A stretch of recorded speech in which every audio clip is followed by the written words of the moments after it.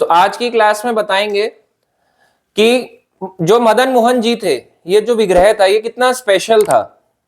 तो मदन मोहन जी के जो विग्रह जो आप देखते हो उस मंदिर में, हमें तो अब जो है वहां पे छोटा विग्रह दिखता है।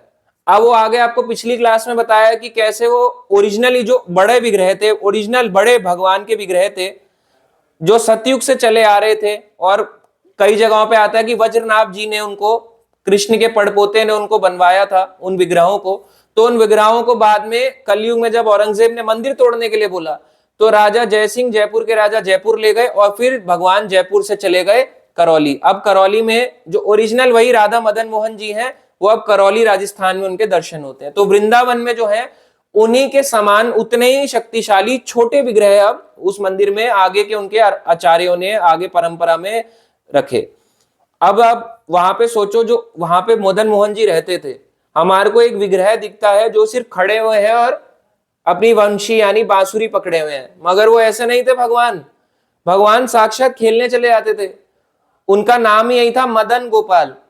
मदन गोपाल यानी छोटे गोपाल रूप में बच्चों के साथ, अपने ग्वाल बालों के साथ खेलने चले जाते थे। और ये कौन देखता था वहां पे? सनातन गोस्वामी, जो वहां पे रह के मदन मोहन के टेम्पल में वहां पे पास में ही बैठ के भजन करते थे अपनी भजन कुटिया में।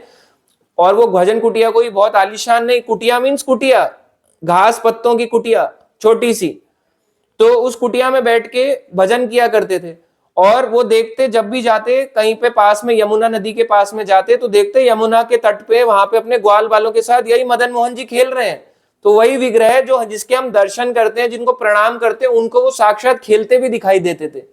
तो आप ये मत सोचो कि ये विग्रह कोई साधारण होता है। हो सकता है भगवान हमारे को चलते फिरते ना दिखाई दे रहे हो, मगर उनको वो चीज दिखी है। और ये रिकॉर्डेड कैसे हुआ? शास्त्रों के थ्रू, कि हाँ उन्होंने इस बात को प्रमाणित किया कि उन्होंने इस तरह से उनको देखा था। तो ये कोई झूठ नहीं है। आज के समय के लोग बोल सकते हैं झूठ है, हमने तो मानी, हम कैसे मान लें कि भगवान ऐसे चला भी करते थे, घुमा करते थे? पर ये सच है। एक ग्रंथ है हमारा जिसको कहते हैं चैतन्य चरिता अमृत। आई होप सबने सुना हो।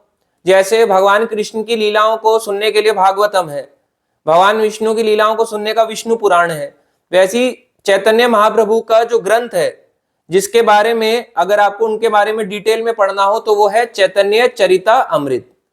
तो चैतन्य महाप्रभु के बेसिकली कई ग्रंथ हैं जो लिखे गए उनकी लीलाओं के ऊपर, पर 3 ग्रंथों की सबसे ज्यादा चर्चा होती है। वो 3 के नाम आप सबको याद होना ही चाहिए, क्योंकि हम महाप्रभु को फॉलो करते हैं। ये हरे कृष्णा चैतन्य महाप्रभु की वजह से ही हम कर पा रहे हैं। तो ये 3 ग्रंथ है, चैतन्य भागवत, चैतन्य मंगल, चैतन्य चरितामृत। सीबी यानी चैतन्य भागवत, सीएम चीफ मिनिस्टर नहीं, चैतन्य मंगल, और सीसी यानी चैतन्य चरितामृत। तो सीबी, सीसी, सीएम, सिंपल है। 3 ये ग्रंथ सबसे ज्यादा जो प्रचलित हैं, जो सबसे ज्यादा लोग जानते हैं।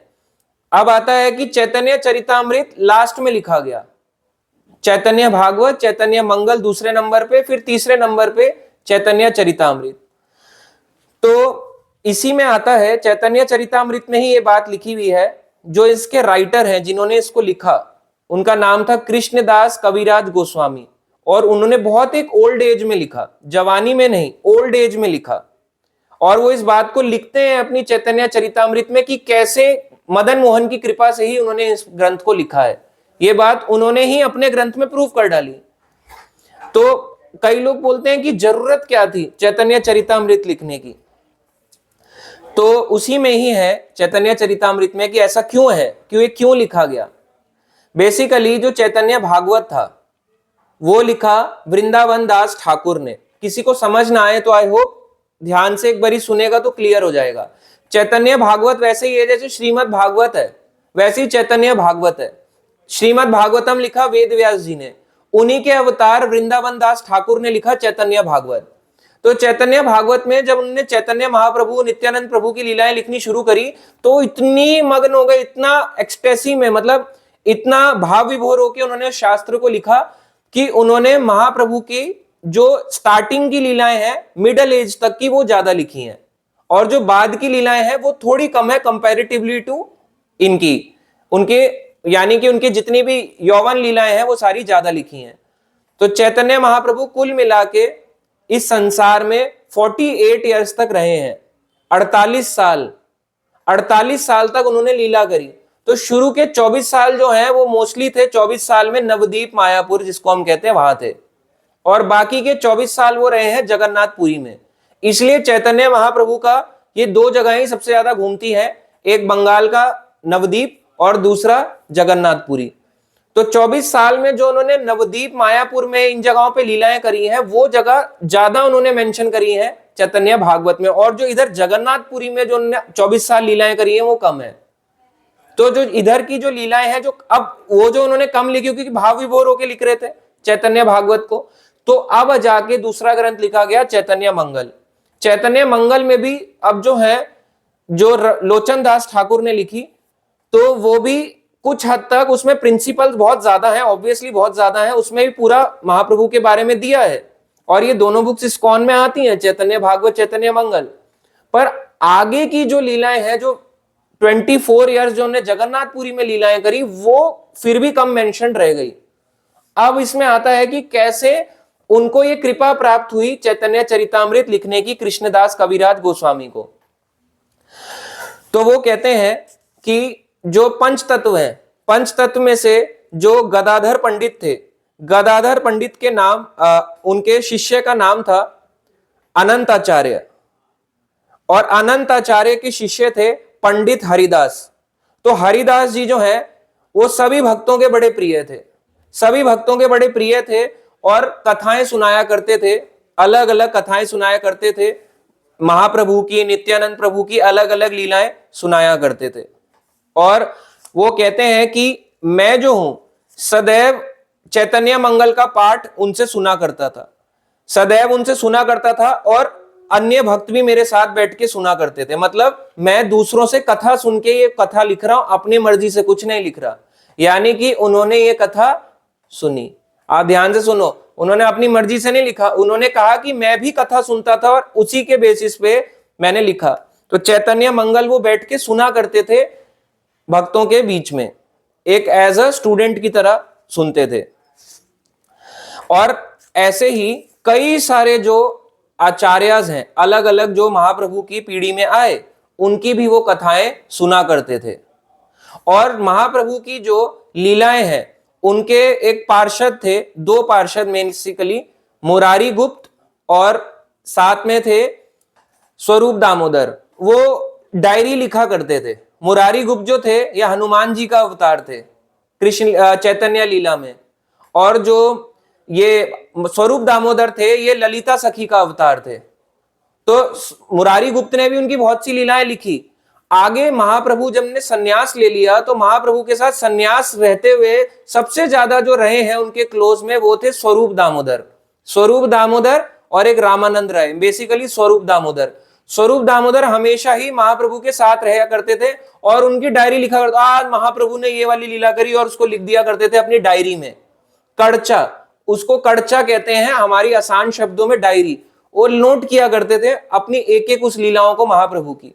उसी डायरी को जब वो कृष्णदास कविराज गोस्वामी को प्राप्त हुई, क्योंकि सबसे ज्यादा उनके साथ स्वरूप दामोदर रहे।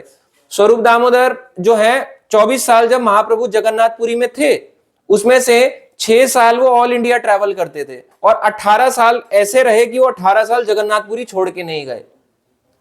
उन 24 सालों में से जब वो जगन्नाथपुरी रह रहे थे, 6 साल उन्होंने ट्रैवलिंग किया ऑल इंडिया, और 18 साल वो जगन्नाथपुरी नहीं छोड़ के गए। यानी सबसे ज्यादा जो एट प्रेजेंट महाप्रभु रहे, चैतन्य महाप्रभु, वो जगन्नाथपुरी में रहे। और उनके साथ जो सबसे ज्यादा रहते थे वो थे स्वरूप दामोदर, जो ललिता सखी के अवतार थे। तो महाप्रभु हो गए राधा कृष्ण, और राधा कृष्ण के साथ सबसे ज्यादा कौन रहेगी? ललिता सखी। तो ललिता सखी जो है वो स्वरूप दामोदर उनके साथ ही रहा करते थे हमेशा, और वो डायरी लिखा करते थे।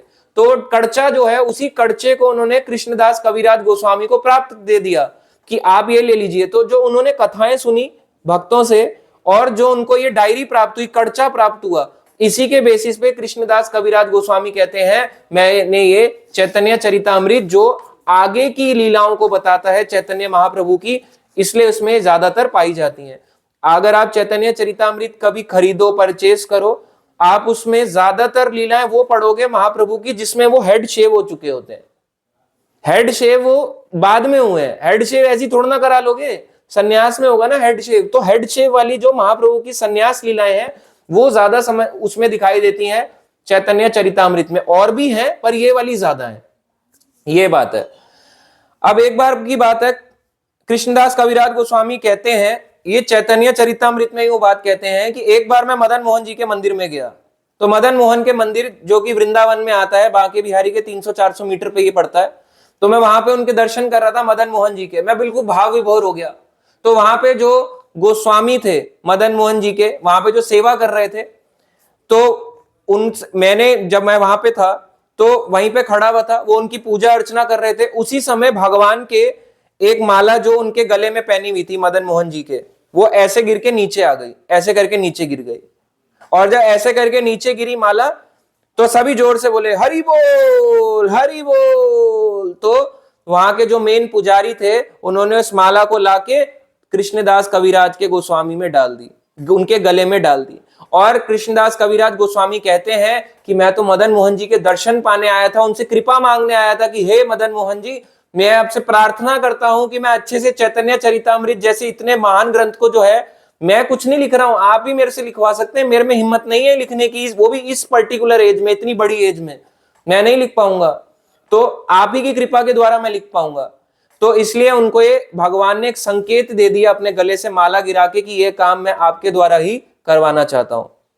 इसलिए वो कहते हैं एई ग्रंथे लेखाए मोरे मदन मोहन आमारा लिखन येन शुकेर पठान।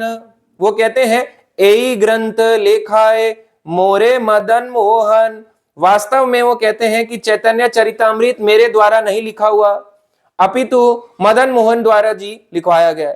आमार लिखे न ये न शुकेर पठन, मेरा लिखना पता कैसा है, शुक यानी जैसे तोता होता है ना, मेरा पता है क्या है, जैसे तोता होता है, तोता वही बोलता है, तोते को बोलो जैसे गुड मॉर्निंग, तो तोता बोलेगा गुड मॉर्निंग गुड मॉर्निंग, ऐसे करके बोलेगा। तो कह रहे मैंने वैसे ही लिखा है, तोते की तरह रिपीट किया है बस, और कुछ नहीं। तोते की तरह जो भगवान, जो बाकी भक्तों से सुना, जो स्वरूप दामोदर की डायरी प्राप्त हुई, उसी के बेसिस पे मैंने ये चैतन्य चरितामृत ग्रंथ लिख दिया। और मदन मोहन की कृपा है, मदन मोहन ने मुझसे ये लिखवाया है, मैंने नहीं लिखा, मैं सिर्फ तोते की तरह रिपीट करते चला गया। तो यानी कि ये जो मदन मोहन वृंदावन का विग्रह है, इन्हीं के कारण जो हम चैतन्य महाप्रभु की लीलाएं सुनते हैं, ये इन्हीं के कारण है सुनने को। तो कितनी बड़ी बात है उस मंदिर के वहां पे जाके दर्शन करना। और अब आगे आता है कि एक बार की बात है कि महाप्रभु के एक भक्त थे, चैतन्य महाप्रभु उस समय जगन्नाथपुरी रह रहे थे, और सनातन गोस्वामी जगन्नाथपुरी से मिलके इधर को आके रह रहे थे वृंदावन को। यहाँ पे द्वादश आदित्य टीला, जहां पे मदन मोहन जी का मंदिर है, यहां रहा करते थे सनातन गोस्वामी। तो वहां पे जब वो रह रहे थे तो उनके एक महाप्रभु के शिष्य थे जिनका नाम था जगदानंद पंडित। जगदानंद पंडित ये कृष्ण लीला में ये थे सत्यभामा। अब क्या आप कहोगे प्रभु जी क्या ऐसी बातें कर रहे हो, गोपियां गोस्वामी बन गई, लड़का बना दिया भगवान ने है, और उधर देखो राधा रानी को गदाधर पंडित बना दिया, उधर ललिता सखी को स्वरूप दामोदर बना दिया, लड़कियों को लड़का क्यों बनाया जा रहा है, अब सत्यभामा बन गई जगदानंद पंडित, ये क्या हो रहा है? भगवान को क्या समझ नहीं थी, भगवान लड़की को लड़की बनाते, लड़की को लड़का क्यों बना दिया? ऐसा भी क्वेश्चन आता है कई बार माइंड में। तो देखो भगवान की लीला में कुछ भी हो, ये भगवान ये दिखाना चाहते हैं कि लड़का लड़की ये मैटर नहीं करता, ये तो बाहरी पहनावा है, इस संसार का बाहरी पहनावा है ये लड़का लड़की। एक्चुअली हम क्या है, जीवेर स्वरूप है कृष्णेर नित्य दास, हर कोई भगवान का दास है, चाहे जो मर्जी हो जाए। तो इसलिए भगवान ने उन सबको, अपने पार्षदों को अपने साथ रखा, प्रिय पार्षदों को। तो सत्यभामा बन के आई जगदानंद पंडित। महाप्रभु जगन्नाथपुरी रह रहे थे और इधर रह रहे थे सनातन गोस्वामी वृंदावन को।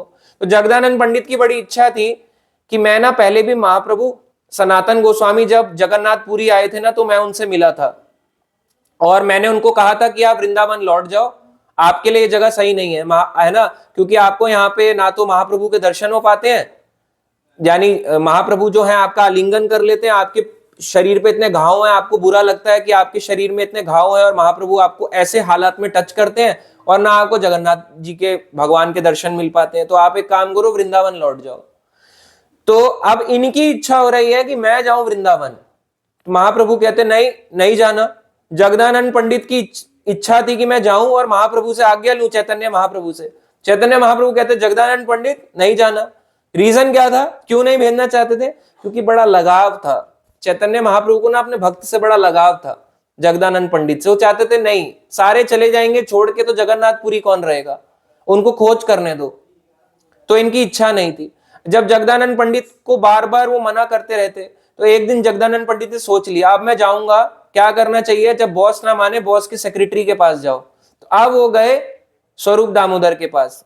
स्वरूप दामोदर को जाके बोलते कि हे स्वरूप दामोदर, मेरे बड़ी इच्छा है कि मैं मथुरा मंडल, ब्रज मंडल ये देख के आऊं, मेरी बड़ी इच्छा है, पर महाप्रभु मुझे जाने नहीं देते। मेरी आज्ञा है आपसे कि आप मेरी विनती उन तक पहुंचाइए, मेरी विनती है आपसे, रिक्वेस्ट है आपसे।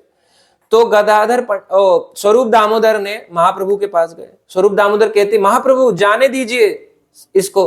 तो महाप्रभु को ने उनको आज्ञा दी कि मैं अपनी मर्जी से नहीं, मेरे को स्वरूप दामोदर ने बोला है जगदानंद पंडित, तो मैं तुम्हें जाने देता हूं। ये सब चैतन्य चरितामृत में आता है, लिखा हुआ है। तो महाप्रभु ने बोला कि आप जब जाओगे यहां से तो जाना तो पैदल ही पड़ेगा, तो आप जगन्नाथपुरी से पैदल चल के जाओगे। पैदल चलते चलते बनारस तक तो आराम से पहुंच जाओगे, कोई डर नहीं है। आप जब बनारस पहुंचोगे तो बनारस में आप कुछ भक्तों से मिलना, चंद्रशेखर आचार्य, तपन मिश्र। उसके आगे जो आपको जाना पड़ेगा ना, उसके आगे का रास्ता खतरनाक है, क्योंकि वहां पे राजा लोग रहते हैं और कोई भी अगर भक्त को देखते हैं, वो देखते हैं अरे ये भक्त बंगाल से या पुरी से आया, जगन्नाथपुरी से आया, इसको लूट डालो। तो लूट लेते हैं वहां के जो राजा हैं, उनके राजा के नीचे प्रजा के उनके कई सिपाही लोग हैं, वो लूट लेते हैं। इसलिए वहां सावधान रहना। और वो कहते हैं कि ज्यादा अपने इच्छा से किसी ब्रजवासी से ज्यादा मत मिलना। केवल तुम्हें क्या करना है, वहां जाना है और सनातन गोस्वामी के अंडर उनकी प्रोटेक्शन में रहना है, अपनी मर्जी से नहीं। अब आप देखो, इसमें समझने की बात आती है, केवल स्टोरी नहीं सुनाई जा रही है। लीव करना तो बहुत आसान है क्लास को, कि छोड़ के चले आते, बोर हो रहे हैं।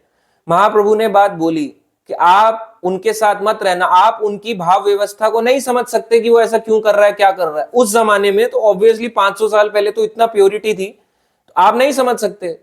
इसलिए आप सनातन गोस्वामी के अंडर में शिक्षा लेना, उन्हीं के साथ में रहना। और जब वो जगदानंद पंडित ने उनसे आज्ञा ली तो वो अपना चले आगे वृंदावन को। चलते चलते चलते चलते जगदानंद पंडित पहुंचे वृंदावन, सनातन गोस्वामी से मिले, उनको प्रणाम किया और उनकी इच्छा थी कि मैं वृंदावन ब्रज के दर्शन कर सकूं। बोले कि मेरे को ना महाप्रभु ने भेजा है, महाप्रभु ना चाहते हैं कि मैं आपके थ्रू ब्रज के दर्शन करूं, आपकी आंखों के थ्रू दर्शन करूं। आप इसका मतलब समझे कि किसी मतलब गुरु के आंखों के द्वारा ही दर्शन किया जा सकता है। और जो वो बोल रहा है उसको कान में सुनोगे तो दर्शन अच्छा होगा, नहीं तो दर्शन किस बात का दर्शन। नहीं तो हम जाएंगे कूड़ा करकट और यही दिखने वाला है। आजकल के जमाने में जैसे जैसे चीजें मॉडर्नाइजेशन आ रहा है, आप देख सकते हो चीजें टूटती जा रही हैं, कंक्रीट होता जा रहा है, कभी यहाँ टूट फूट, यहाँ तोड़ फोड़, सब खराब होता जा रहा है। पर अगर आप किसी भक्त के साथ जो आपको वहां की महिमा बता सके, उसके साथ जाओगे तो आपको एक्चुअली फील होगा कि हाँ हम सही जगह में आए हैं, we are in the right place. अकेले जाएंगे तो फिर बोरियत लगेगी, कहेंगे कहाँ आ गए, गंदगी हो रखी है। 1-2 बार हो सकता है अच्छा लगे, 10 बार अच्छा लगे, 10 साल अच्छा लगे, उसके बाद वही जगह अच्छी नहीं लगेगी। इसलिए साथ जाके कथा सुन के ये सब चीजें रियलाइजेशन होती है, अच्छा लगता है। अब जब महाप्रभु के कहने पे जगदानंद पंडित आए तो सनातन गोस्वामी ने इनको पूरा का पूरा ब्रजमंडल दिखाना शुरू किया। सनातन गोस्वामी इनको अलग अलग स्थानों में लेके जाते, अलग अलग लीला स्थली, अलग अलग जगहों की परिक्रमा किया करते। जबकि कितने थे? 2 बिलीव करके देखो, सनातन गोस्वामी इनको अकेले लेके घूमते थे।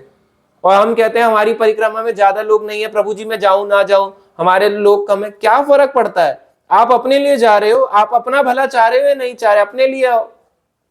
इसके लिए आपको सेल्फिश होना पड़ेगा, हमें खुद के लिए करना पड़ेगा, खुद की भक्ति के लिए करना पड़ेगा। खुद सीखना है ना, सांप वाला सीखे ना सीखे उसकी इच्छा, और क्या। खुद के लिए आपको थोड़ा सा इसमें भक्ति के लिए इतना सेल्फिश तो होना पड़ेगा कि मेरी भक्ति खराब ना हो।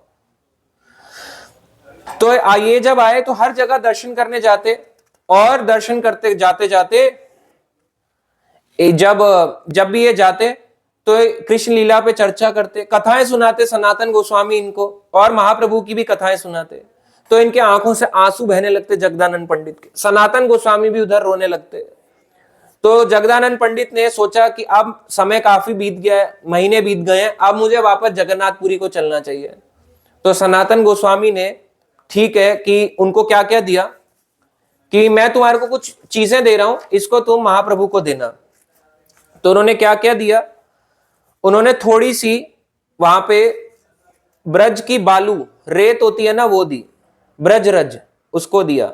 भगवान को देखो क्या दे रहे हैं, ब्रजरज, क्योंकि चैतन्य महाप्रभु का माइंड जो है वो वृंदावन में बसा हुआ था, तो ब्रजरज दी। और उन्होंने गोवर्धन पर्वत की एक शिला दी सनातन गोस्वामी ने कि ये शिला महाप्रभु को मेरी ओर से दे दे।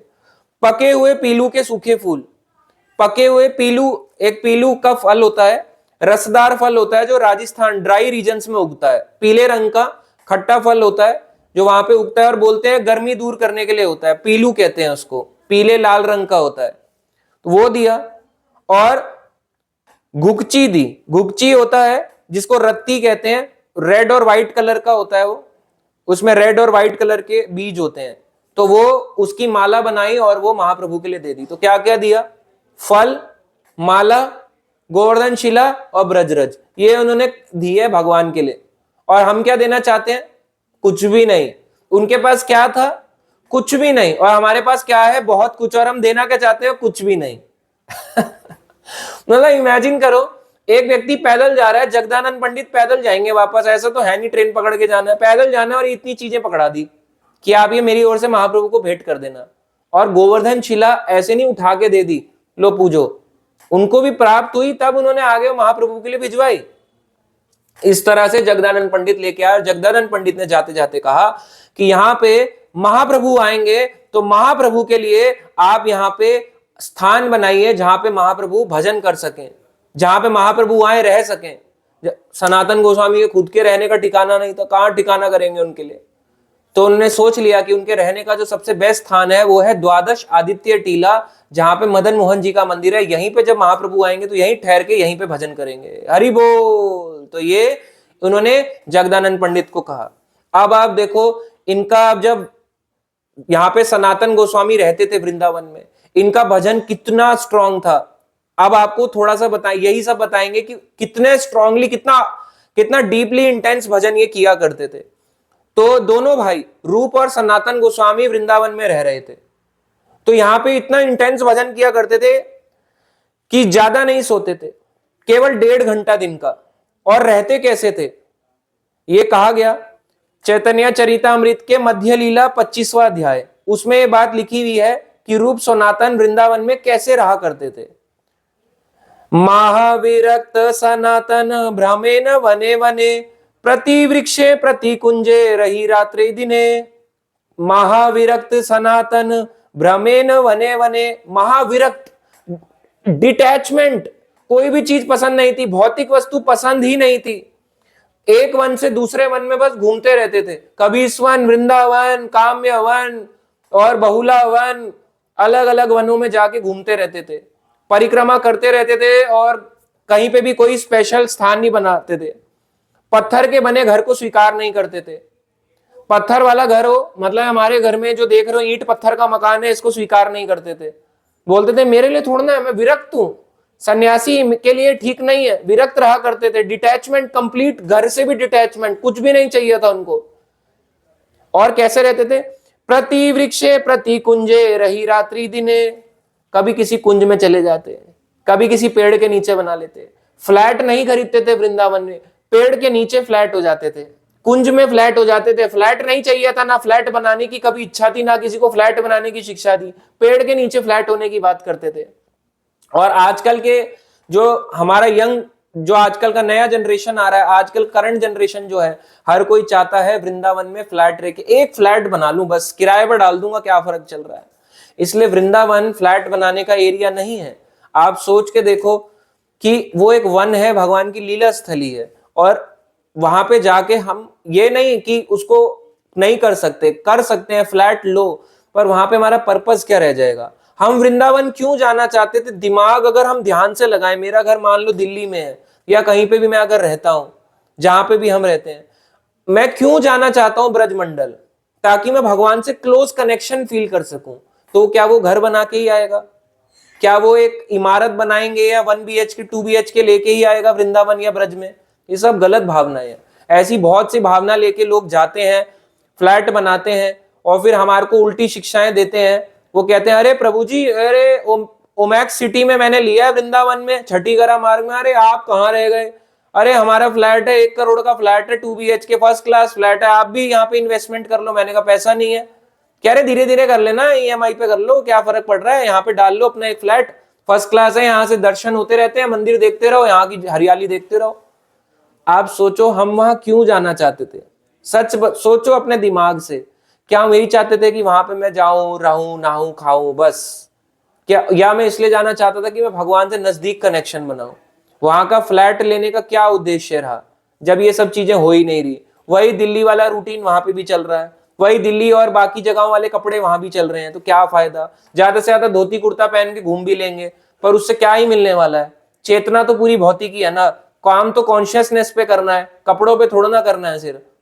और सोचो लोग कॉन्शियसनेस पे जीरो काम करते हैं, तो फिर क्या फायदा हुआ वृंदावन या अलग अलग वनों में या कहीं पे भी जाके आप फ्लैट ले लेते हैं? कोई फायदा नहीं है। ये बिल्कुल रॉन्ग शिक्षाएं। अगर कोई बोलता है यहाँ फ्लैट ले लो, बनाना भी नहीं चाहिए। धाम का अपराध लगता है। केवल ब्रज में ही क्यों, कहीं पे भी अगर आप धाम के उस धाम के वासी नहीं हो, वहां पे जाके फ्लैट खरीद के मत बनाओ।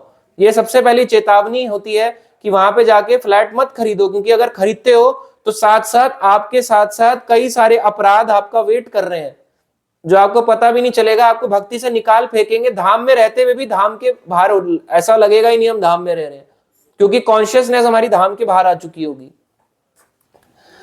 इसलिए ये कभी भी पत्थर का मकान, ताकि अटैचमेंट ना आए, क्योंकि मकान से अटैचमेंट आता है, इन दीवारों से अटैचमेंट आता है, इसलिए वो कभी भी कोई मकान नहीं बनाते थे, कोई पत्थर की जगहों पे या ऐसी जगहों में नहीं रहते थे।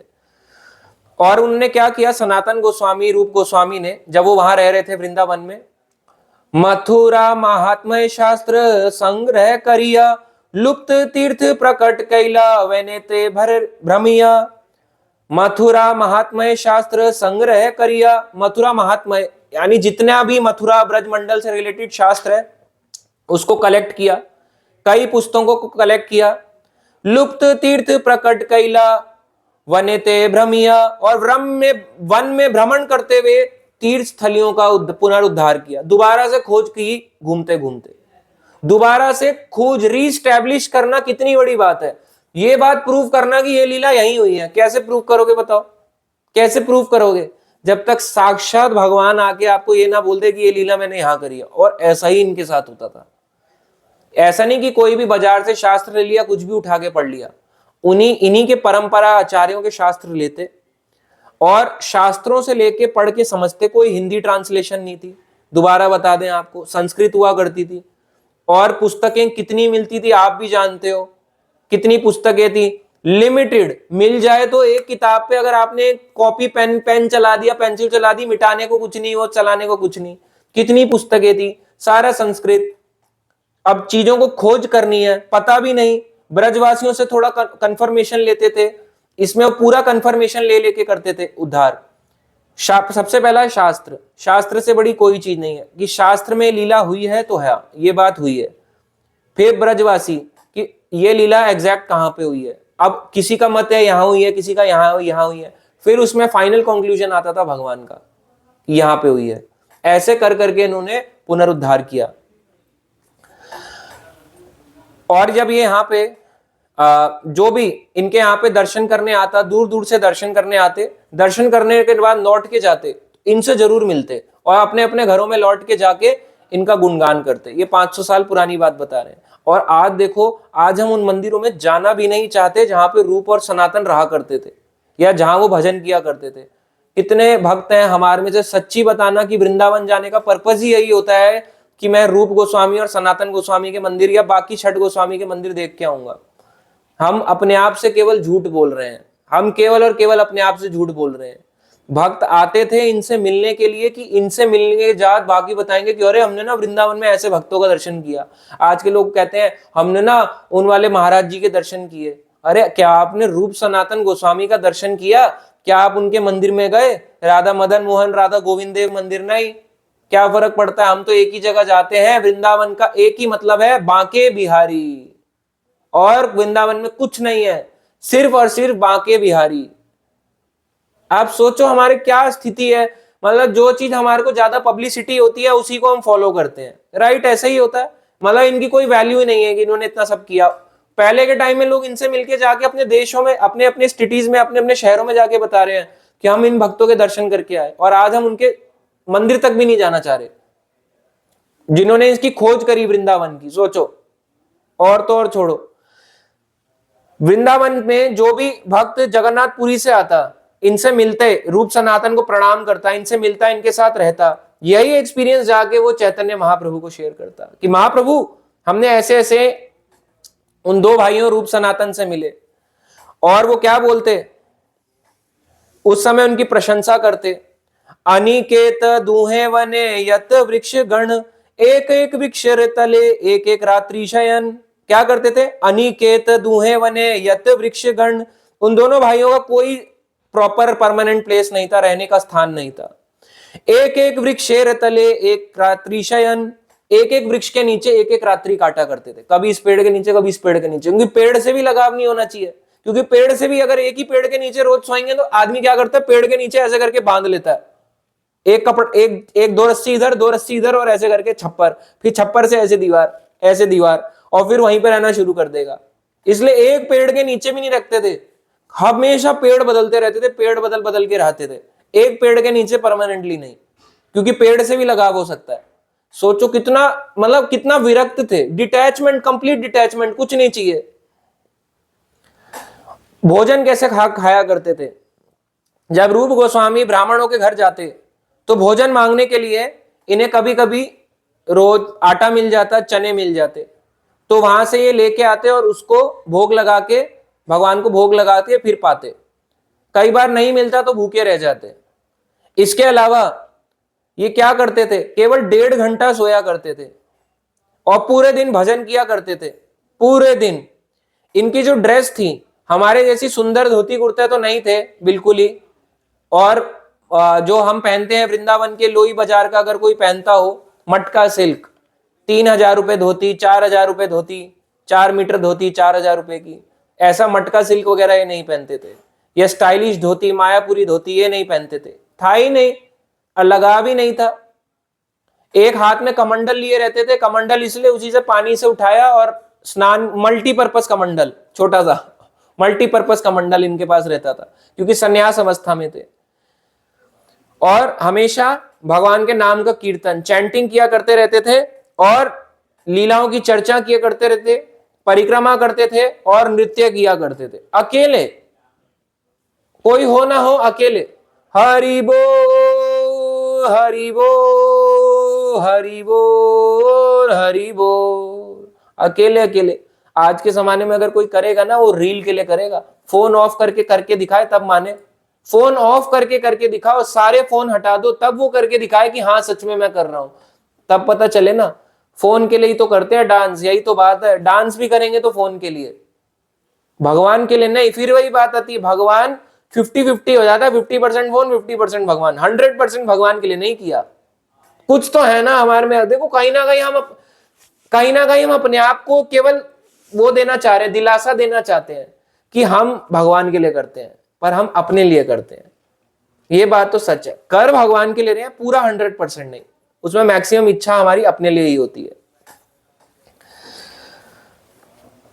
और वो शास्त्रों की रचना करते, सारा समय केवल कृष्ण चिंतन में लगाया करते। शास्त्रों की रचना बैठ बैठ के, वहां पे बैठ के, पेड़ों के नीचे बैठ के लिखते थे।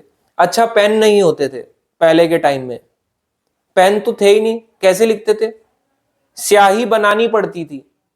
हम कुछ टाइम पहले चित्रकूट यात्रा में गए, इस साल जनवरी में, काफी टाइम हो गया अब तो चित्रकूट में वहां पे भक्त थे, वो उन्होंने तुलसीदास जी की हैंड रिटन रामचरितमानस दिखाई, और कहीं नहीं है वो रामचरितमानस का अयोध्या कांड, और पूरा रामचरितमानस अब है ही नहीं अवेलेबल, वो सब फर्स्ट कॉपीज है, सेकंड कॉपी फर्स्ट कॉपी जहां पे भी है। इकलौती रामचरितमानस केवल राजापुर में है, राजापुर यानी कि जो मध्य प्रदेश में आता है, चित्रकूट के पास में, चित्रकूट से 1-2 घंटे की दूरी में। तो उन्होंने बताया कि स्याही बनाना भी कितना मुश्किल काम था पहले। तुलसीदास जी के पास भी कौन सी स्याही थी कि बाजार से ली खरीद लाए, ऐसे डुबाया और शुरू हो गए।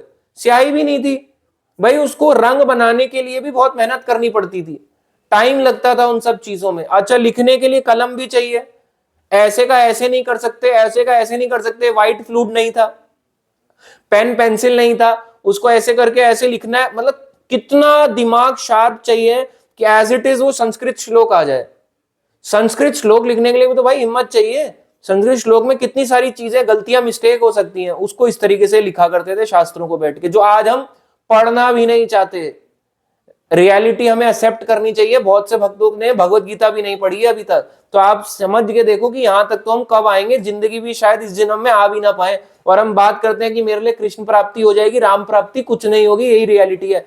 शास्त्र पढ़े बिना जब तक कंप्लीट नॉलेज नहीं होगी तब तक भगवान का धाम मिलना इम्पॉसिबल है, इम्पॉसिबल। ये हमें रिटर्न कर लेना चाहिए, अपनी कॉपी में लिख लो। जब तक शास्त्र पूरे नहीं पढ़ेंगे अगला जन्म बिताना पड़ेगा। मनुष्य जन्म मिल जाएगा क्योंकि आप सबने भजन किया, मैंने भी किया, हमें मनुष्य जन्म मिल जाएगा। पर जब तक हम कृष्ण लीला को जानेंगे नहीं, शास्त्रों को पढ़ेंगे नहीं, नहीं मिलने वाला भगवान का धाम। क्लैरिटी, फुली क्लैरिटी है इस बात में। शास्त्र पढ़ के ही केवल मिल सकता है।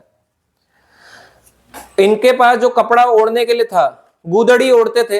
गुदड़ी क्या है? एक तरह से फटा पुराना वस्त्र, फटे पुराने कपड़े होते हैं, फटे, उनको रिसाइकल करके कपड़ा बनाया होता है, उसको नीचे ओढ़ लिया करते थे बस, घुटने तक। नीचे धोती भी नहीं थी कोई स्टाइलिश धोती, या उसकी प्लेट्स बनाते थे, इतना कपड़ा ही नहीं था।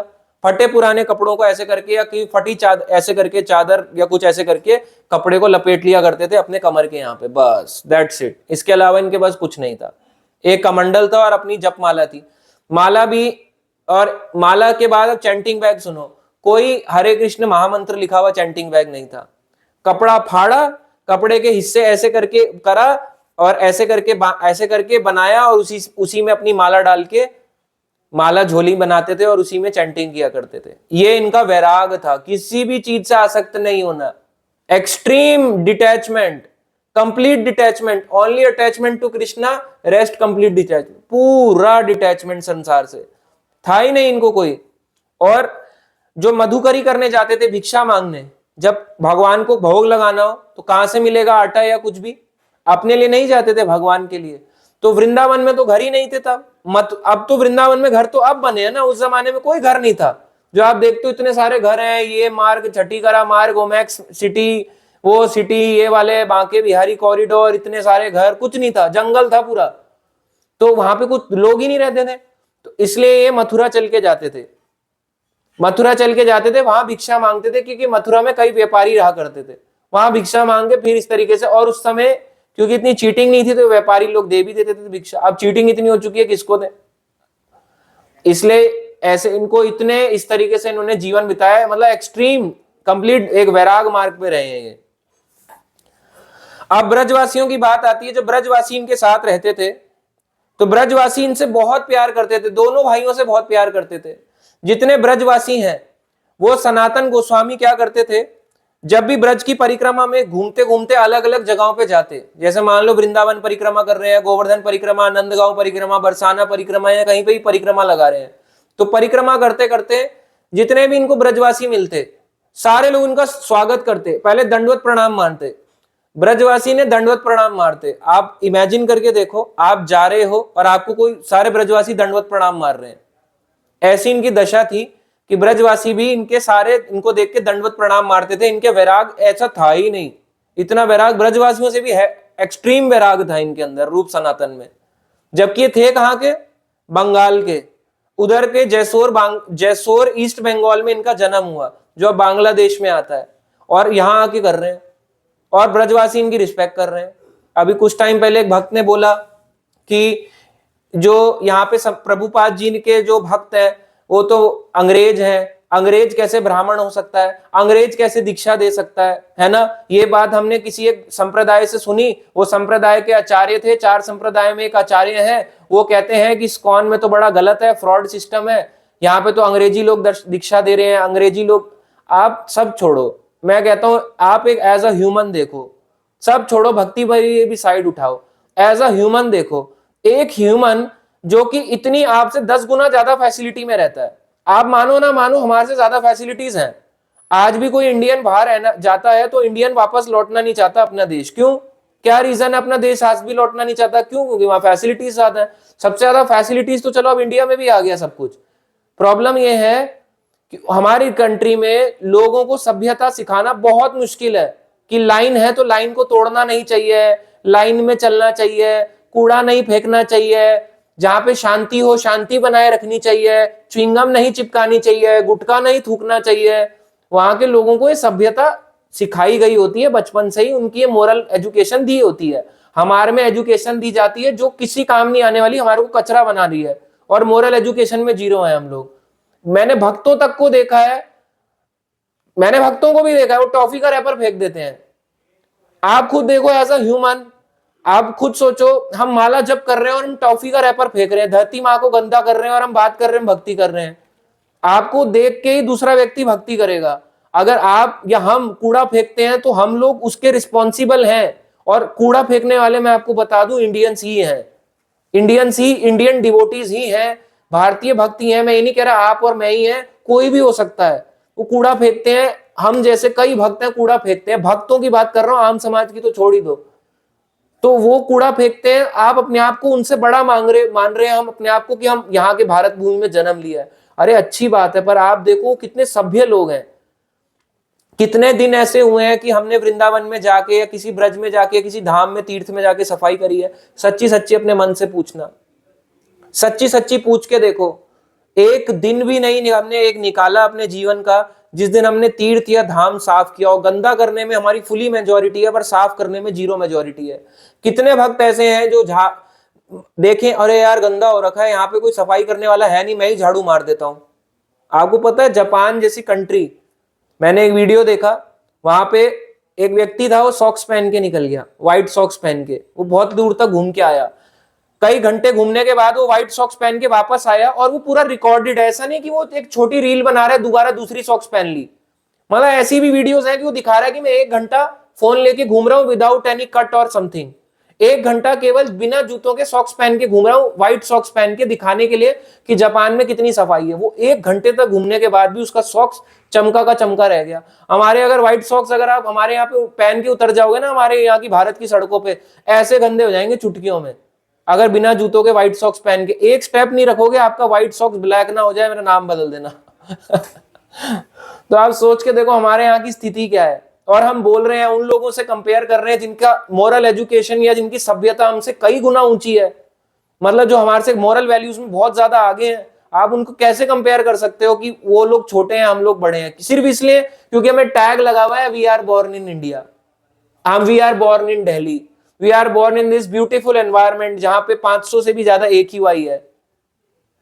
क्या हमें इस बात का क्या गर्व होना चाहिए, या हमें इस बात का दुख होना चाहिए कि हम ऐसे देश में रह रहे हैं जहां पे हम लोग खराब किए जा रहे हैं उसको? हो सकता है हम एज ए डिवोटी कुछ कर भी ना सके, हमारे पास पावर भी ना हो, अथॉरिटी भी ना हो, मगर हमें गर्व नहीं कर सकते अपने देश का। अब करंट सिचुएशंस में नहीं कर सकते। आप ये मानो बात, भारत में रहने का ये बहुत बड़ा फायदा है कि वो भक्त बने, पर वो भक्त बन नहीं पाता।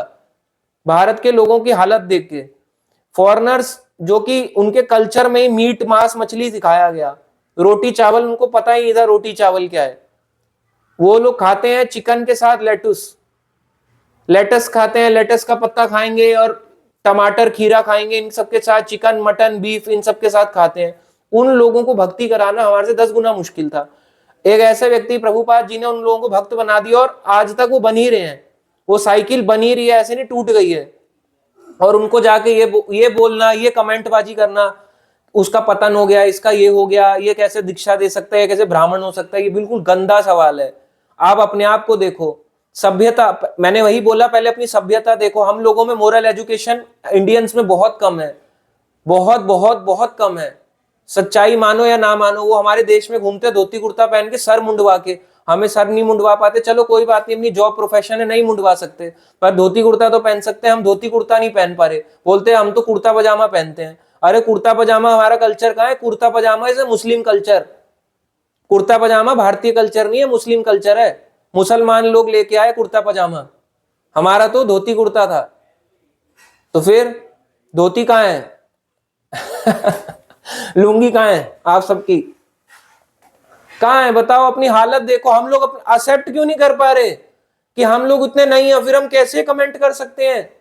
तो इसीलिए सनातन गोस्वामी एक अलग ऐसी जगह से, एक मतलब मुसलमान के अंडर काम करके आए, इनको स्वीकारा महाप्रभु ने। महाप्रभु चाहते तो एक जन्म जात वाले ब्राह्मण को एक अच्छा टाइटल देते और उससे दीक्षाएं दिलवाते, उनसे वृंदावन की खोज कराते, ब्रज की। महाप्रभु ने जान के ऐसे गोस्वामी को चुना जो कि बहुत अमीर थे, रिच क्लास के थे, उनको पैसों की कोई कमी नहीं थी। कईयों के तो धर्म परिवर्तन हो गए रूप सनातन के, तो उनको भक्त बनाया, उनसे ब्रजमंडल की लीला स्थली खोज कराई, उनसे शिक्षा दिलवाई, उनसे दीक्षा दिलवाई, और ब्रजवासियों ने उनको आगे प्रणाम किया, उनको जाके चरण स्पर्श करते थे भारत ब्रजवासी। तो आप सोच के देखो, ऐसी परंपरा में आना और जुड़ना अपने आप में ही कितनी बड़ी बात है। और फिर ये कमेंट करना कि ये सब बेकार की बातें हैं। महाप्रभु एक्सेप्ट कर सकते हैं तो हम क्यों नहीं कर सकते? वही काम प्रभुपाद जी ने भी कर दिया, दूर देश के व्यक्तियों को भक्त बनाया, और आज देखो इतना प्रचार भी कर रहे हैं अपने एंड से जितना कर पा रहे हैं। तो ये बात है, जहां जहां ये जाते, एक गांव से दूसरे गांव, हर जगह इन्हें सम्मान मिलता है। इन्हें सम्मान की कोई अभिलाषा नहीं थी सनातन गोस्वामी को, पर सम्मान देने के लिए भक्त खड़े रहते। एक गांव जब छोड़ के दूसरे गांव में जा रहे होते तो इस गांव के भक्त जाने नहीं देते। नहीं नहीं सनातन, हे सनातन गोस्वामी अभी यहां से मत जाइए, अभी हमारे साथ कुछ टाइम और ठहर जाइए। पर उनको परिक्रमा करनी है, आगे बढ़ना है, लगाव भी नहीं होना चाहिए, क्योंकि लगाव हो जाएगा नहीं तो आगे बढ़ते रहते थे, अगली जगह अगली जगह अगली जगह, एक गांव से दूसरे गांव प्रस्थान करते रहते थे। और ऐसा नहीं कि घमंडी थे, मिलते नहीं थे, हाँ घमंडियां मिलेंगे नहीं, बैठते थे, बातें करते थे उनसे, बैठ के बातें करके उनके हालचाल पूछते थे। और कई जो बूढ़े बुजुर्ग हैं वो इनको अपना पुत्र समान मानते थे, सनातन गोस्वामी को, जब ये वहां रह रहे थे। और कई बार भक्त जब ये जा रहे होते थे तो ये कहते थे कि तुम कितने निर्दयी हो, हे सनातन आप हमें छोड़ के जा रहे, आप कितने निर्दयी हो, आपको दया नहीं आती हमारे पे। सनातन गोस्वामी फिर आश्वासन देते कि वो जरूर दोबारा लौट के जरूर आएंगे, और फिर अपनी परिक्रमा में आगे बढ़ जाते। हर कोई इन्हें प्रणाम करता, जहां जाते कभी कभी इन्हें भोजन खिलाते, प्रसाद देते कि हमारे यहाँ का प्रसाद स्वीकार कीजिए, और प्रसाद वहां के भक्तों के हाथ का प्रसाद पाते। और जब भी ब्रजवासियों का इतना इनसे प्रेम करते थे, जब भी सनातन गोस्वामी इनके सामने आते तो दौड़ते दौड़ते दौड़ते दौड़ते आते और एकदम से आलिंगन हक कर लेते, और उनको पास में एक पेड़ के पास लेके चले जाते और पेड़ के पास बिठा लेते और घेर के बैठ जाते कि ये सनातन गोस्वामी हमें कथा सुनाई है। ऐसे करके सनातन गोस्वामी के साथ था। कई बार इनको सनातन गोस्वामी के लिए घी दूध दही लेके आप भक्त आया करते थे। पहले सनातन गोस्वामी भक्तों में बांटा करते, फिर खुद लिया करते प्रसाद। सनातन गोस्वामी अब कई बार जब मिलते बैठे तो ऐसा नहीं कि हर बार कृष्ण चर्चा, पूछते भी थे, नॉर्मल हालचाल भी पूछ लेते थे, है ना। पूछते थे तुम्हारा लड़का कैसा है, तुम्हारे बच्चे कैसे हैं, तुम्हारे घर में माता पिता कैसे हैं, कितने गाय पाल रहे हो, कितनी खेती कर रहे हो, कितना कमा लेते हो। ऐसे ऐसे सनातन गोस्वामी इनसे ब्रजवासियों के साथ बैठ के प्रश्न उत्तर किया करते थे, ऐसे एक नॉर्मल डिस्कशन तो भक्त कर सकता है। एक बेसिक उनके जनरल लाइफस्टाइल के बारे में पूछा करते। कभी कभी किसी ऐसे व्यक्ति को मिल जाते जिसने भैंस पाली होती थी, तो बोलते थे भैंस किसी की बीमार हो गई, तुम्हारी भैंस ठीक है, तुम्हारी भैंस ठीक है, तुम्हारी गैया ठीक है, गौ माता ठीक है। तो उनसे पूछते हुए जाते थे और उनका दर्शन करते थे और फिर आगे बढ़ते थे, ऐसे रहा करते थे। कभी कभी इतने रात में बैठे रहते लोग कि रात भर सो ही ना पाते। अगले दिन प्रातः काल अपने सारे स्नान आदि नित्य कर्म करते और फिर दर्शनों को जाते। ऐसे इनका जीवन ब्रजवासियों के साथ बीतता। आप सोच के देखो, ब्रजवासी इनकी रिस्पेक्ट किया करते थे। ब्रजवासी इनकी रिस्पेक्ट, मतलब उस जमाने के, आजकल में तो जो ब्रजवासी हैं, कोई दिल्ली का गया हुआ है, कौन से शहर का आया हुआ है, हर कोई ब्रजवासी खुद को बोलता है। मैं अभी ब्रज में रहने लग गया तो ब्रजवासी, क्योंकि पर क्या फायदा, I lost my heart in Vrindavan T shirt में लिखा हुआ है, मगर अंदर में तो हार्ट लॉस्ट ही नहीं है ना, अंदर से तो गेट लॉस्ट कर रखा है उसने भगवान को। पर टी शर्ट में बड़ा बड़ा लिखा रहता है, I lost my heart, I heart Vrindavan, I love Vrindavan, I lost my heart in Vrindavan, I lost my heart in Mayapur. अरे कहाँ लॉस्ट हुआ हमारा दिल? अगर हमारा दिल खो गया होता तो हमारे विचार यहाँ रह ही नहीं पाते जिस जगह में हम रहते हैं। वही तो नहीं खो रहा। अगर हार्ट खो जाए वृंदावन में तो बहुत ही अच्छा है, दिल ही तो नहीं खो रहा, हम खो जा रहे हैं। प्रभु जी कहाँ आना है? मैप भेज दो, गूगल मैप भेज दो, कहाँ आना है। हम खो जाते हैं मगर हार्ट नहीं खो रहा। यही बड़ी दिक्कत है हमारे साथ में। ऐसे अपने ब्रजवासियों के साथ रहा करते थे, ब्रजवासी इनके बड़ा स्नेह करते थे। और तो और, ये तो ब्रजवासियों की बात करी, भक्तों की, कई संप्रदाय के आचार्य इनकी तारीफ करते थे, इनसे इनसे शिक्षा लिया करते थे, सनातन गोस्वामी से। और अब आता है परम वैष्णव। वैष्णव नाम यथा शंभु, शिव जी मानसी गंगा के तट पे एक बार सनातन गोस्वामी निवास कर रहे थे। मानसी गंगा गोवर्धन में वो जगह है कि भगवान कृष्ण ने गंगा प्रकट कर दी। ब्रजवासी जो थे स्नान करने जाना चाहते थे कि अरे गंगा स्नान करके आते ना, हरिद्वार जाएंगे, हरिद्वार में गंगा बहती हुई आती है, तीर्थ में स्नान करना हो, वो भी गंगा तो भगवान के चरण से बह रही है ना, तो वहां से स्नान करके आते हैं। वामन भगवान के चरण से बहती हुई आ रही है, ऊपर विरजा नदी बहती हुई आ रही है, चलो दर्शन करके आते गंगा नदी के। भगवान कृष्ण ने कहा अरे ब्रज के बाहर जाने की भी कोई जरूरत है क्या? भगवान ने अपने मन से गंगा प्रकट कर दी, इसलिए नाम बन गया मानसी गंगा। तो गोवर्धन में मानसी गंगा है, वहां भक्त स्नान भी करते हैं। पिछले साल भक्तों को लेकर भक्तों ने स्नान भी किया था मानसी गंगा में। अब वहां पे आप अंदर तो नहीं जा सकते, अलाउड नहीं है, पर वहां पे इस तरीके से ऊपर जैसे फाउंटेन जैसे पानी आता है ना, ऊपर पाइप्स हैं ऐसे बने हुए हैं, और उसमें ऐसे करके स्नान होता है, शावर की तरह स्नान होता है मानसी गंगा में। भक्तों को ले गए हम पिछले साल कार्तिक की परिक्रमा में गोवर्धन में, तो मानसी गंगा स्नान करवाया, बताया कथा में मानसी गंगा के बारे में। तो वही मानसी गंगा के पास में एक जगह है जिसको कहते हैं चक्रेश्वर महादेव, चकलेश्वर। अब उसका नाम चकलेश्वर पड़ गया, ओरिजिनली उसका नाम था चक्रेश्वर महादेव, बाद में नाम चक्रेश्वर का चकलेश्वर हो गया। तो ये अपभ्रंश, ये वर्डिंग्स बदल जाती हैं। जैसे किसी का नाम है ना, एग्जाम्पल के लिए बिट्टू, बिट्टू का कर दिया किट्टू। अब मैंने बोला बिट्टू, उसको सुनाई दिया किट्टू, उसने किट्टू किट्टू किट्टू ही कर दिया, नाम ओरिजिनल था बिट्टू। तो ऐसे हो जाता है। वैसे ही जगह का नाम था चक्रेश्वर महादेव, वो चकलेश्वर हो गया। तो चकलेश्वर महादेव, यहाँ पे शिवजी रहा करते थे स्वयं। यहाँ पे ये जो शिवजी चकलेश्वर महादेव है, ब्रज के महादेव है कई सारे। जैसे वज्रनाभ जी जो थे भगवान कृष्ण के पड़पोते, उन्होंने कई महादेव की स्थापना करी। उनमें से थे 5 मुख्य महादेव हैं। वृंदावन के हैं गोपेश्वर महादेव, गोवर्धन के चकलेश्वर महादेव या चक्रेश्वर महादेव, मथुरा के भूतेश्वर महादेव, काम्यावन के कामेश्वर महादेव, और नंदगांव के आशेश्वर महादेव। 5 महादेव के शिवलिंग की स्थापना करी वज्रनाभ जी ने भगवान कृष्ण के जाने के बाद। तो यहाँ पे साक्षात शिवजी उस शिवलिंग में विराजमान है, ऐसे नहीं ऐसे ही रह रहे हैं, सच में यहीं पे शिवजी रहते हैं, साक्षात रहते हैं। पिछले साल उस जगह पे ले गए थे, इवनिंग के टाइम पे, डे 1 था हमारा यात्रा का, तो हम गोवर्धन के मानसी गंगा के आसपास हम पूरे कई लीला स्थलियों के दर्शन करवा रहे थे। तो वहां पे दर्शन कराते कराते चकलेश्वर महादेव पहुंचे। चकलेश्वर महादेव में वहां पे देख 5 शिवलिंग बने हुए हैं, और इधर राइट साइड में सनातन गोस्वामी की भजन कुटीर है। वहां पे सनातन गोस्वामी भजन किया करते थे शिव जी के सामने बैठ के।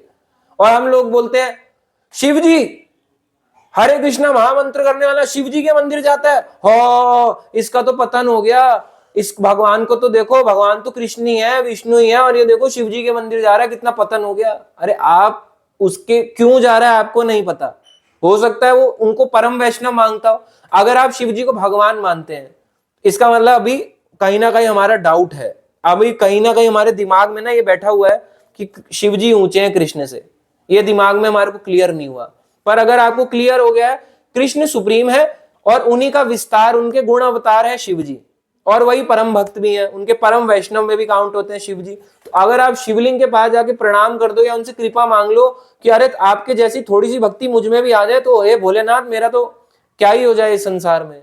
शिव जी देखो कितने, सच में देखो शिव जी का कैसा स्वरूप है, भस्म लगाए रखते हैं, कुछ लेना देना नहीं है किसी चीज से। नीचे क्या पहना हुआ है आप जानते हैं, खाल पहनी हुई है ना, बाघ की खाल का ऐसे छोटा सा वस्त्र, खाल लपेटा हुआ है वस्त्र टाइप। यहाँ पे गले में सांप है, सांप है, भूतों की माला पहनी हुई है। और आप देखो रुद्राक्ष की माला है, हाथ में जप माला लिए बैठे रहते हैं, आंख बंद रहती है, भगवान का चिंतन रहता है। आराधना नाम सर्वेशाम विष्णुर आराधना नाम परम। अरे पार्वती मैं तो विष्णु की आराधना में रहता हूं हर समय, तभी तो आंख बंद करके बैठा रहता हूं। क्या करूंगा आंख बंद करके, किसका ध्यान करना है, सोना थोड़ा ना बैठे बैठे, मैं विष्णु का ध्यान करता हूं, कृष्ण का ध्यान करता हूं। तो शिव जी बैठ के उनका ध्यान कर रहे हैं, लोग शिव जी का कर रहे हैं। तो इसलिए अगर आप शिव जी से कृपा मांगोगे तुरंत सुन लेते हैं शिव जी। जब रावण जैसे की सुन ली, रावण को लंका दे दी, तो आप लोगों को भक्ति नहीं दे सकते क्या? क्या मांगा है आपने शिव जी से? भक्ति दे दो, थोड़ी सी मांग लो, क्या दिक्कत है? रावण ने लंका मान ली। अब आती है बात कि जब वहां पे बैठ के सनातन गोस्वामी भजन कर रहे थे चकलेश्वर महादेव पे, हर जगह अलग अलग जगहों पे जाके भजन किया करते, तो वहां पे बड़े मच्छर हुआ करते थे, बहुत मच्छर मच्छर मच्छर आके परेशान करते। तो जब भी ये लिखते, कान में मच्छर आता, जू। अब कैसे करें, लिखना भी है, जू। अब परेशान होता है ना इंसान, व्यक्ति परेशान होता है जब कान में ऐसे ऐसे करके मच्छर घूमने लग जाए। तो क्या करेंगे अब ऐसी सिचुएशन में? ऐसी सिचुएशन में या तो दूसरी जगह चले जाओ, ऐसे तो मार नहीं सकते, मारा गया, या ऐसे मार दिया मच्छर। मच्छर मारेंगे तो ये पता है भाई पाप लगेगा मच्छर मारने का। अब कहां जाए, कभी इधर बैठते कभी इधर बैठते, और वहां पे बैठ के जप भी करते, तो जप में हरे कृष्णा कृष्णा कृष्णा जो, फिर मच्छर आ जाता कान के पास में। कभी कहीं मच्छर बहुत काटते थे। प्रॉब्लम ये थी कि लिख नहीं पाते थे, चैंटिंग नहीं कर पा रहे थे ढंग से, तो इन्होंने सोचा कि यहाँ पे ना बड़े मच्छर हो रहे हैं, कोई दूसरे स्थान जाना पड़ेगा, यहां नहीं रह पाऊंगा, हे चकलेश्वर महादेव मुझे जाना होगा। शिव जी को पता चला कि मेरा परम भक्त, मेरा मतलब इतना सनातन गोस्वामी जो भगवान का भी इतना महान भक्त, चैतन्य महाप्रभु को इतना प्रिय, अरे मेरे को छोड़ के जा रहा है। सनातन गोस्वामी को शिव जी का संग चाहिए, शिव जी को सनातन का संग चाहिए। तो उनको लगा कि सनातन छोड़ के चले जाएंगे तो क्या होगा, मेरे यहाँ पे मैं भजन करता हूं, तो मैं मेरे भजन के साथ साथ जब मैं सनातन को भजन करते हुए सुनता हूं, उसके शास्त्र को लिखते पढ़ते सुनता हूं, तो मुझे आनंद आता है। अब ये वे चले जाएंगे तो मेरा आनंद कम हो जाएगा। शिव जी को बड़ी टाइम वो हुई, तो शिव जी ने बुलाया उसी समय मच्छर के देवता को, मच्छर के देवता को बुलाया, प्रकट हो। अब भाई शिव जी के आगे तो दुनिया कांप जाए, भोलेनाथ के आगे कोई कुछ कर सकता है क्या? डिस्ट्रक्शन, पूरे जो संसार में डिस्ट्रक्ट कर सकता है ब्रह्मांड को, तो उसके आगे कोई कुछ कर सकता है क्या? अब शिव जी ने मच्छर के देवता को बुलाया, मच्छर देवता आ गया। हम बोलते हैं प्रभु जी हमारे भी कुल देवता हैं, तो किसी के कुल देवता मच्छर भी हो सकते हैं, क्यों नहीं हो सकते? 33 करोड़ देवता है, नाम पता है क्या आपको सबके? नहीं पता ना, वैसे ही मच्छर का देवता, मच्छरों के भी देवता है। तो मच्छर के देवता को बुलाया, जो शिव जी के आगे प्रकट हुआ, बोले अरे मच्छर देवता, तुम्हें नहीं पता कि यहाँ पे परेशान हो रहा है मेरा भक्त है ना, यहाँ पे सनातन गोस्वामी परेशान हो रहे हैं, यहाँ पे तुम उनको क्या है, तुम्हारी प्रजा के लोग उनका दिमाग खा जाते हैं, यहाँ से चले जाओ, इस जगह को, स्थान को खाली कर दो। तो सारे के सारे मच्छर देवता आए और अपने पूरे मच्छर की प्रजाति को लेके वहां से चले गए। और सनातन गोस्वामी को शिव जी ने आग्रह रिक्वेस्ट करी, हे सनातन तुम यहीं पे, सनातन यहीं पे बैठ के भजन करो। उसके बाद से सनातन गोस्वामी वहीं पे बैठ के जप किया करते थे, हरे कृष्णा कृष्णा कृष्णा हरे हरे, हरे राम राम राम हरे हरे। तो सनातन गोस्वामी वहीं बैठ के चैंट करते थे, हरि हरि बोल। तो अब जब भी सनातन गोस्वामी को किसी भी परिक्रमा में जाना होता, वृंदावन जाते, गोपेश्वर महादेव के पास जाते, वहां बैठ के भजन करते, जहां पे शिव जी को गोपी बनाया जाता है। मथुरा जाते तो भूतेश्वर महादेव के पास बैठ के, भूतों के ईश्वर भूतेश्वर महादेव के पास बैठ के भजन करते। कामेश्वर काम्यवन जाते तो कामेश्वर महादेव, सभी कामनाओं को पूरी करने वाले कामेश्वर महादेव, उनके पास बैठ के भजन करते। नंदगांव जाते तो आशेश्वर महादेव, आशा लगाए हुए शिव जी बैठे हुए थे, तो आशेश्वर महादेव के दर्शन करते। हर जगह उनका ऐसे ही रहता है, जहां भी जाते शिवलिंग के पास बैठ के भजन किया करते थे। ये नहीं कि शिव जी का भस्म ही लगा लिया, कोई वहां का पुजारी आया है ना, ऐसे करके आपको बोलता है क्या हरे कृष्णा जमता है, ओम नमः शिवाय, और अपना भस्म लिया आपके सर पे लगा दिया। ऐसा नहीं था इनका भजन इतना स्ट्रांग था कि भाई अपने भजन से कन्विंस कर लेते थे अपनी भक्ति से कि Shiv ji is the, Krishna is the supreme personality, ऐसे रहते थे। तो यहाँ पे उनका भजन कुटीर आज भी है, चकलेश्वर महादेव के बिल्कुल साथ में ही है। और उस जगह में आज एट प्रेजेंट भी उस जगह में मच्छर नहीं होते, उस जगह में मच्छर होते ही नहीं। गंदगी बेशक कोई कर जाए, वैसे तो रहे नहीं, अब साफ रहता है उधर, पर अगर कोई कर भी जाए फिर भी उस एरिया में, उसके आसपास एरिया में, उतने एरिया में मच्छर नहीं है। ये भी बहुत बड़ी बात है, मतलब मच्छर नहीं काटेंगे आपको। जो उनकी भजन कुटीर है और शिवजी का चकलेश्वर महादेव मंदिर है, उधर मच्छर नहीं आते थोड़े से एरिया में। ये नहीं कि पूरे गोवर्धन में नहीं आते, उतने एरिया में नहीं आते। और एक बार की बात है कि सनातन गोस्वामी दर्शन करने जा रहे थे, तो दर्शन करने के लिए दूर दूर जाते थे सनातन गोस्वामी, चकलेश्वर महादेव ये लास्ट है आज का। कभी गोपेश्वर महादेव जाते वृंदावन में, कभी कहीं जाते। अब सनातन गोस्वामी बूढ़े हो गए थे, तो शिव जी को ना बड़ी दया आई, परम वैष्णव है, कृपा तो करेंगे, तो बड़ी दया आई। शिव जी को लगा अरे मेरे पास बैठ के, शिवलिंग के पास बैठ के भजन करते हैं, कितनी दूर दूर इन्हें जाना पड़ता है, आसान नहीं है ना। वृंदावन में गोपेश्वर महादेव कितनी दूर पड़ता है इनको, अगर मदन मोहन मंदिर से जाओ तो पूरा लोई बाजार क्रॉस करते हुए जाना पड़ता है, जहाँ पे लोई बाजार, जहाँ ये सारा सूट साड़ी और वृंदावन में ये सारी चीजें बड़ी कॉमनली मिलती हैं। तो उन्होंने क्या काम किया, उस समय लोई बाजार नाम की चीज नहीं थी, 500 साल पहले कोई बाजार नहीं था, और सच में वन था, जंगल था। तो जंगल के बीच में ही शिवजी ने उनको दर्शन दिए। शिवजी ने कहा, हे सनातन, अब तुम्हें दूर जाने की भी जरूरत नहीं है, यहीं पे मैं तुम्हें दर्शन दूंगा उसी स्वरूप में। और वहां पे शिवजी बन गए बनखंडेश्वर महादेव, बनखंडी महादेव। तो बनखंडी यानी वन, ब बोल देते हैं पर वो वन खंडी है, वन के खंडों में महादेव जी प्रकट हो गए और सनातन गोस्वामी को दर्शन दिया। हे सनातन, तुम्हें यहीं पे मेरे स्वरूप चकलेश्वर के, गोपेश्वर के, कामेश्वर के, आशेश्वर के, हर स्वरूप के यहाँ पे दर्शन होंगे। तो वृंदावन में लोई बाजार के पास ही बनखंडेश्वर, बनखंडी महादेव का मंदिर है। बनखंडी महादेव में दर्शन कर दिया करते थे सनातन गोस्वामी को शिव जी। हरि हरि बोल। तो देखो शिव जी कितने कृपालु हैं। आप शिव से क्या सीखे कि शिव जी को आप एक परम भक्त मान के, परम वैष्णव, भगवान का गुण अवतार मान के उनकी अर्चना करो, उनसे रिक्वेस्ट करो कि मुझे आप जैसी थोड़ी भी भक्ति मिल जाए, थोड़ी, जिसकी बीवी इतनी सुंदर हो, पार्वती जैसी, सती जैसी, उनको फिर भी अटैचमेंट नहीं हो रहा, जिनके पास कैलाश जैसा सुंदर जगह हो, हिमालय की सुंदर कैलाश जैसी जगह हो, फिर भी उससे अटैचमेंट नहीं हो रहा, जिनको फॉलो करने वाले भक्त भी है, भूत भी है, पिशाच भी है, राक्षस भी है, प्रेत भी है, रावण भी है, सारे बुरे लोग हैं, और फिर भी उनको किसी से अटैचमेंट नहीं हो रहा। ऐसा ही डिटैचमेंट है शिवजी, इस संसार में रहते हुए आप जैसा डिटैचमेंट मेरे में भी आ जाए। आपसे मेरी यही प्रार्थना है, तो उनसे प्रार्थना करनी चाहिए। इसलिए शिवजी के पास बैठ के प्रार्थना करनी चाहिए। जहां जहां कृष्ण लीला होती है, शिवजी महादेव वहां वहां ऑटोमेटिकली पहुंच जाते हैं। बद्रीनाथ गए तो केदारनाथ में आ गए शिवजी, जहां जाओ शिवजी मिल जाते हैं। जगन्नाथपुरी जाओ तो लिंगराज, जहां जाओगे वहां मिल जाते हैं। रामेश्वरम में तो रामेश्वरम का तीर्थ सीता ने बालू के शिवलिंग ही बना दिए। तो शिवजी उनके बड़े प्रिय हैं भगवान के, तो उनसे आप रिक्वेस्ट करो मुझे भक्ति दिला दो, थोड़ी सी, ज्यादा नहीं, थोड़ी सी, आप पे कृपा करेंगे और आपको भक्ति मिलेगी।